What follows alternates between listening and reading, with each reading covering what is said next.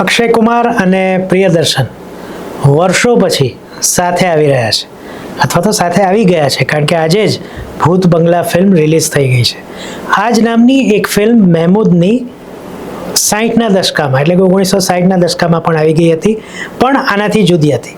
તો શું અક્ષય કુમાર અને પ્રિયદર્શન પોતાનો જાદુ ફરીથી આ ફિલ્મમાં પાથરી શક્યા છે કે નહીં, એના વિશે આજે આપણે રિવ્યૂમાં જાણીશું.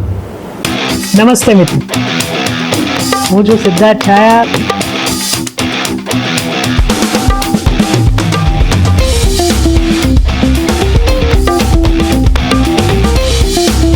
તો સ્વાગત છે તમારું સિટ ટોક્સમાં.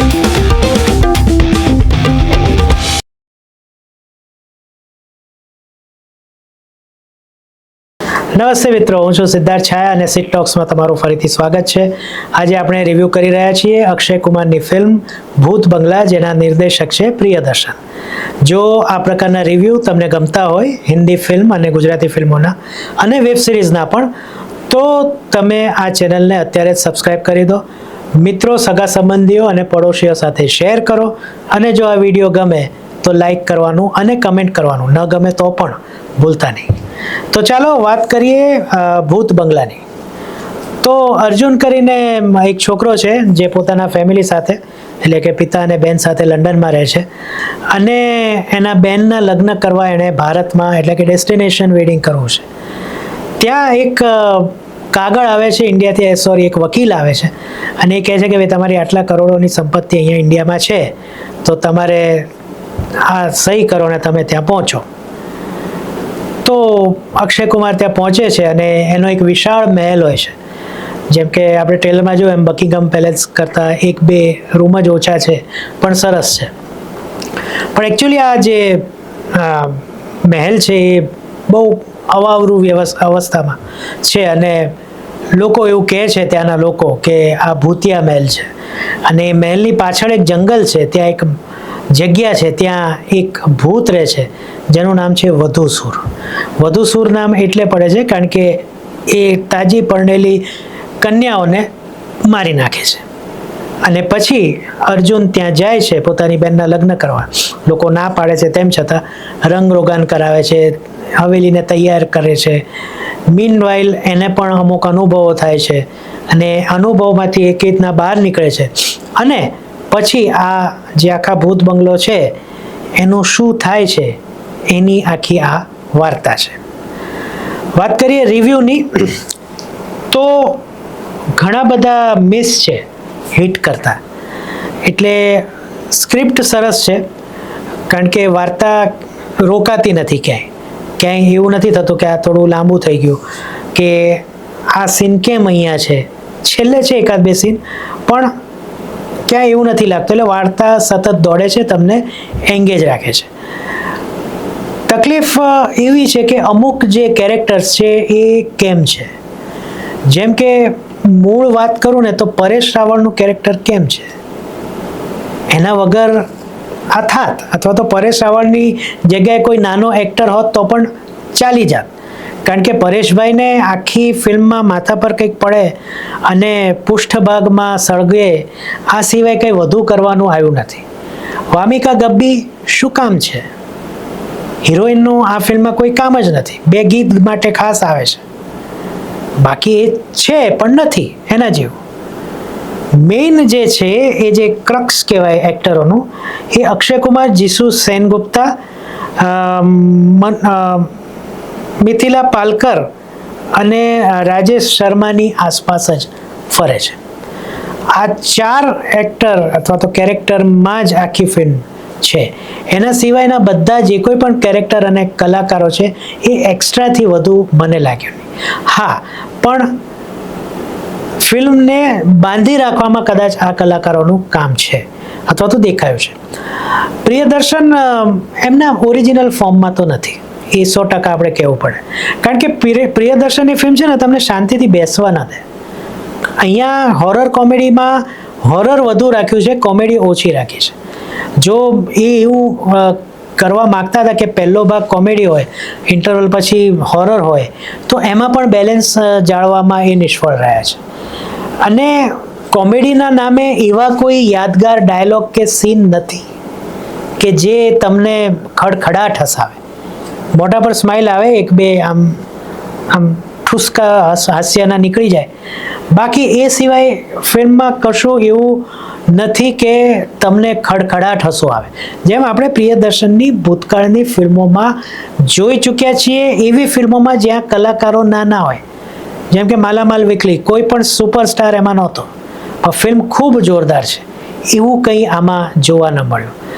પ્લસ એમણે પોતાના જૂના અમુક ડાયલોગોનો ખૂબ સહારો લીધો છે, જેમ કે બહેન ડર ગઈ, મુझे ઘંટા સમજા હૈ, કે જે આપણે ભાગમ ભાગમાં હતું કે ભાઈ તુને જાપાન દેખા હૈ, તો ગોવિંદા કહે છે ના, ઉસકા મતલબ થોડી જાપાન નહીં હે.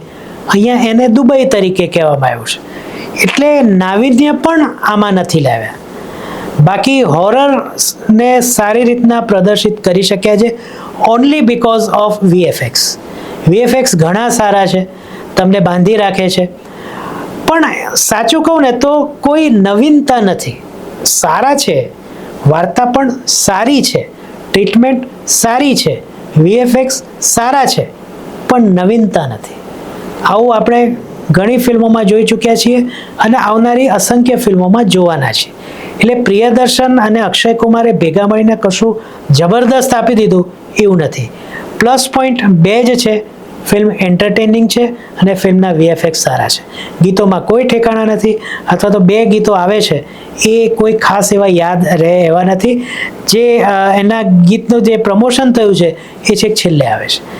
એક સીન છે સૌથી છેલ્લે આવે છે જે મનોજભાઈ સાથે છે, એ કેમ છે એ પણ એક સવાલ છે કે આ સીનની શું જરૂર હતી, કે પછી ઇન્ટરવલ પછી તમે ખાસ કોમેડી નથી આપી તો કોમેડીના નામે આ આપી દેવું.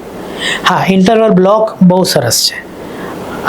એક બેક સ્ટોરી છે કે કેમ આ ભૂત બંગલો બની ગયો છે એ ઠીક છે, એટલે એ તમને સમજાવવા માટે રાખી એ સારું છે, પણ કોઈ એક વ્યક્તિ દ્વારા 5 લીટીમાં જો કહી દેવામાં આવ્યું હોત તો પણ વાંધો ના આવત અને ફિલ્મની બીજી 10-12 મિનિટ ઓછી થઈ જાત. એટલે એવું કંઈ ખાસ લાગ્યું નહીં. સિનેમેટોગ્રાફી ઇઝ ફાઇન, કારણ કે વીએફએક્સે મોટાભાગનો કબજો કરી લીધો છે, પણ બાકી સરસ છે. એકાદ બે વસ્તુ મેં નોંધી કે જ્યારે, કદાચ હું ખોટો પણ હોઈ શકું, કે જ્યારે ભૂતની વસ્તુ આવે છે ત્યારે જ બેકગ્રાઉન્ડ મ્યુઝિક આવે છે. જ્યાં ભૂત નથી હોતું ને નોર્મલ ડાયલોગ ડિલિવરી થતી હોય છે ત્યાં બેકગ્રાઉન્ડ મ્યુઝિક ઓછું અથવા તો સાવ નથી હોતું. એટલે ઓવરઓલ તમને આપણે વાત કરીએ તો ભૂત બંગલા એ ઠીકઠાક ફિલ્મ કહી શકાય. હવે આપણે એક્ટિંગની વાત કરીએ તો મેં કીધું એ પ્રમાણે પરેશભાઈ ઠીક છે, એમના નામે એટલે એક જેમ કહેવામાં આવે છે એમ સ્ટાર વેલ્યુ એડ કરી છે, એ સિવાય કંઈ નથી. તબુ એક કેમિયોમાં આવે છે, એની જગ્યાએ કોઈ બીજી હોત તો પણ ચાલત. હા, જો કોઈ છાપ છોડી શકે એવું હોય તો એ રાજપાલ યાદવ છે, બીકોઝ એમનું કેરેક્ટર એવું છે અને એમને એ પ્રમાણેની સિચ્યુએશન્સ આપવામાં આવી છે. એટલે રાજપાલ યાદવ નાનો રોલ છે અને અસરાની ને રાજપાલ યાદવ તો જાણે કે ઇન્ટરવલ પછી ભૂલાઈ જ ગયા એવું થયું. તો રાજપાલ યાદવ સરસ છે, તમને યાદ રહેશે. અસરાની જતા જતા ખૂબ સારું કામ કરી ગયા છે. ડબિંગ કર્યું હોય એમનું સ્પષ્ટ છે, કારણ કે નહોતા એ સ્વાભાવિક છે, તો એ પણ દેખાઈ આવે છે. બાકી એક બે સીનમાં એ અક્ષય કુમાર સાથે સારી એવી ડાયલોગ ડિલિવરી કરી લે છે. વામિકા ગબ્બી મેં કીધું શું જરૂર હતી, એ ન હોત તો પણ ચાલત. પણ જે ચારેક કેરેક્ટર છે, એક ઝાકિર હુસેન પણ આપણે ગણવા જોઈએ, જે ક્રક્સ ઓફ ધ થિંગ્સ છે એમાં. તો એમાં ઝાકિર હુસેન ઠીક છે વશિષ્ઠ ગુરુજી તરીકે. રાજેશ શર્મા એક અલગ રૂપમાં છે, એમના અવાજને કારણે છવાઈ જાય છે, એમના હાવભાવને કારણે જે છેલ્લા ક્લાઇમેક્સ પહેલાંનું જે દ્રશ્ય છે એમાં પણ એ સારો એવા છવાઈ ગયા છે. Mithila Palkar is fine, support લેન્ડ સારો કરે છે આ જે ક્રક્સવાળા જે 4-5 જણા છે એને. જીસુ સેનગુપ્તા બહુ જ સરસ, અક્ષય કુમારના પિતા તરીકે છે, પણ જો તમે રેકોર્ડ ચેક કરશો તો એ અક્ષય કુમાર કરતાં 10 વર્ષ નાના છે. એટલે એ જરા આપણે જોઈએ એટલે આવા બધા વિચારો આવે. છાયા વોરા જે આપણા ગુજરાતી કલાકાર છે, એમનો એક નાનકડો રોલ છે, નાનકડો જ રોલ છે, એ સિવાય ખાસ બીજા કોઈ કલાકારોએ ધ્યાન ખેંચ્યું નથી. અક્ષય કુમારની વાત કરીએ તો સ્પષ્ટ ઉંમર દેખાય જ છે. હવે આ પ્રકારના રોલ એટલે એનર્જી, જો અક્ષય કુમાર કામ કરે પૂરી ઓનેસ્ટલી કરતા હોય છે, પૂરી એનર્જી સાથે કરે છે. એમાં જે છેલ્લે જે ટાઇટલ સોંગ આવે છે એમાં રીતસર એમની એનર્જી દેખાય છે. આખી ફિલ્મમાં તો છે જ, પણ અહીંયા જરા એમણે વધુ દેખાડ્યું છે એવું સ્પષ્ટ દેખાય છે. એક્ટિંગમાં કોઈ જ વાંધો નથી. એક્ટિંગમાં અક્ષય કુમાર જબરદસ્ત જ કરે છે. પછી કોમેડી હોય કે થોડા નેગેટિવ શેડ્સ છે કે અમુક જાતના એમને હાવભાવ આપવાના આવ્યા છે, એમાં એ સરસ છે. પણ હવે ઉંમર દેખાય છે. ખાસ કરીને આ ફિલ્મમાં મને એમની ભમર સહેજ વધારે પડતી જાડી લાગી. હવે કેમ, આઈ ડોન્ટ નો વાય. તો અક્ષય કુમાર ઇઝ ફાઇન. જો મેન ઓફ ધ મેચ આપવો જ હોય તો અક્ષય કુમાર સિવાય બીજો કોઈ મને એમનો હરીફ આ ફિલ્મ માટે તો દેખાયો નથી. તો ઓલ ઇન ઓલ ભૂત બંગલા એન્ટરટેનિંગ છે, પણ કોઈ એવી જબરદસ્ત ફિલ્મ નથી, અથવા તો છવાઈ જાય એવી નથી. ધુરંધરના આવ્યા પછી દર્શકોની માંગ અલગ પ્રકારની ફિલ્મોની વધી છે, એનું ધ્યાન હવે રાખવું પડશે. આવી એવરેજ પ્રકારની ફિલ્મથી હવે દર્શકોનું પેટ નહીં ભરાય. તો જેમ મેં કીધું એ પ્રમાણે ભૂત બંગલા મારી દ્રષ્ટિએ એક એવરેજ ફિલ્મ છે. જરા જેટલી ભૂલ થાત તો કદાચ ફિલ્મ બિલો એવરેજ પણ જતી રહેત. એટલે અક્ષય કુમાર અને પ્રિયદર્શન આટલા વર્ષો બાદ પરત આવ્યા, પણ કોઈ ખાસ ડિલિવર કરી નથી શક્યા. મારા તરફથી હું ભૂત બંગલાને 2.5 સ્ટાર આપીશ, કારણ કે મને આ ફિલ્મ એવરેજ લાગી છે. તમે જ્યારે પણ આ ફિલ્મ જોવા જાઓ ત્યારે પ્લીઝ નીચે જોઈને કમેન્ટ કરજો કે તમને આ ફિલ્મ કેવી લાગી, બધાના પરફોર્મન્સ કેવા લાગ્યા, ખાસ કરીને અક્ષય કુમારનું કામ કેવું લાગ્યું, રાજપાલ યાદવનું કામ કેવું લાગ્યું, કારણ કે આપણે આ બેને વધુ નોંધ એમની આપી છે અહીંયા. તો એ બંનેના કામ કેવા લાગ્યા, અને તમે જો આ ફિલ્મને 5માંથી સ્ટાર આપો તો કેટલા સ્ટાર આપો. આશા છે આ રિવ્યૂ તમને ગમ્યો હશે, અને બસ સિટ ટોક્સ ઉપર જોડાયેલા રહેજો, અને જુદા જુદા રિવ્યૂઝ માટે, પોડકાસ્ટ માટે ફરીથી મળીશું. ત્યાં સુધી સિદ્ધાર્થ શાહને આજ્ઞા આપો, અને તમને બધાને મારા તરફથી કાયમની જેમ આવજો.